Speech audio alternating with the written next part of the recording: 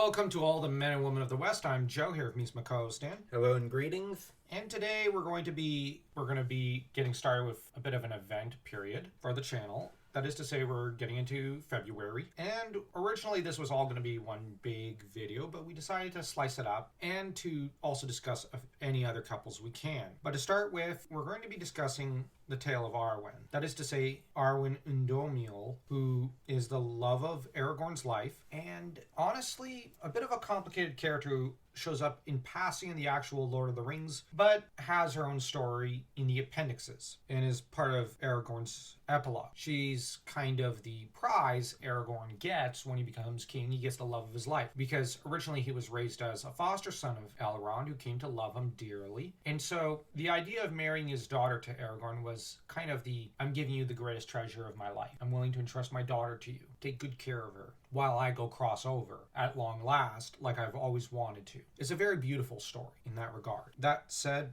when Aragorn first meets Arwen, he's not as we imagine him later to be. He's not a great warrior, yet he's not the most well-traveled man in all of Arda. He's young, inexperienced, and a little impetuous. In his youth, he's apparently very proud to find out that he was indeed heir to the legacy of Isildur, and that he got the shiny ring of Barahir, so that he's basically walking through the forest, pleased with his new gift, and singing the Lay of Luthien, which is all about how Luthien and Beren met in the forest of Neldoreth. He has his own very, very fateful meeting as he's wandering the forest. He ends up running into a lady who's clad in a mantle of silver and blue, and who apparently is the loveliest lady in all of Rivendell. Stricken by instant love, Aragorn calls out to her, "Tenuviel, Tenuviel," as Beren had done ages ago, where Luthien had gotten shy and raced off, and Beren had given chase, and you eventually had the two shyly coming together. Here, we see that Arwen is of a very different nature from Luthien. She's, for one thing, I get the sense she's far less naive in a lot of ways and sheltered than lovely, beautiful Luthien was.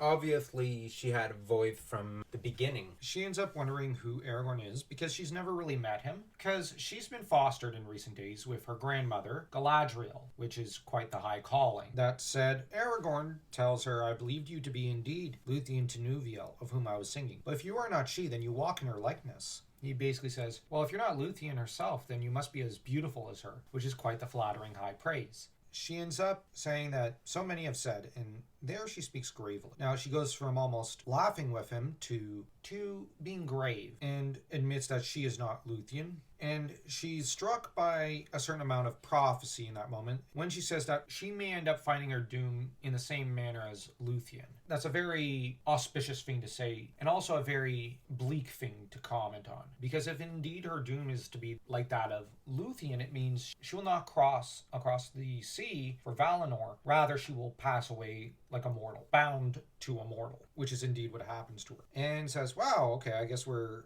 related to one another, if from a very distantly. Because one has to bear in mind, her uncle was Elros, twin brother to Elrond. Elros was Aragorn's ancestor, probably about a few hundred generations removed. So what does this make them? Probably absolutely nothing biologically, because they're so far apart. That said, I think it does play a role in Elrond's decisions, because where to Aragorn and even Arwen, such relations mean probably almost nothing, because they're not really related.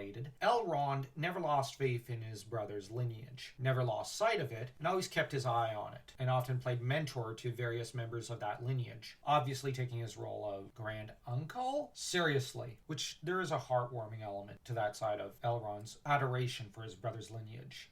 This in spite of the fact that it was a descendant of his brother who became known as Ar-Pharazôn and tried to topple the Valar, and was corrupted by Sauron into doing human sacrifice, and as said, rebelling against the gods. So in spite of that, Elrond still refused to lose faith in his beloved brother's lineage. That says something. That's the power of fraternal love, I guess. Arwen, she seems to have in the book taken more after her mother's lineage, I should say. She ends up revealing that she's got the life of the Eldar, in that because she's the child of Elrond. And that's where we'll leave the first chapter of this tale. So I'll ask you what you think of Arwen. It felt like there was a young, youthful awkwardness. On Aragorn's part? Yes. Trust me, there will be none of that when we get to reading Lord of the Rings later, because Aragorn is the least awkward character. He acts and moves more like Qui-Gon Jinn. Actually, Liam Neeson could have probably been a good choice for an actor for him back in the early 2000s, and even today to an extent. The way she talks, it's as if she already knows what's going to happen to her. Well, it's very likely she's gotten a hint of the future, and she's presaging what is to come. Arwen is a character who's obviously gripped by the same kind of wisdom that her mothers can have, that is to say, Celebrian and Galadriel. She does not have the same youthful, excited energy of, say, Zenobia or even Valyria, nor does she end up chasing after her love like Laranna does, or Cressania. Rather, she waits in an older medieval literary style for her love to prove himself and then come and wed her. Zenobia kind of does the same thing, but Zenobia is a lot more take charge, as you've seen in Dragon Hour. Arwen is a character who has the wisdom and life of the Eldar. Her destiny is to inspire Aragorn to great action, which he does. On his part, he seems very youthful. On her part, she seems very otherworldly in some way, very ancient. But at the same time, there's almost something coquette, as we'd say in French, something very flirtatious. She's not as youthful in a way as, say, Éowyn or Rosie, Sam's great love, nor does she have the same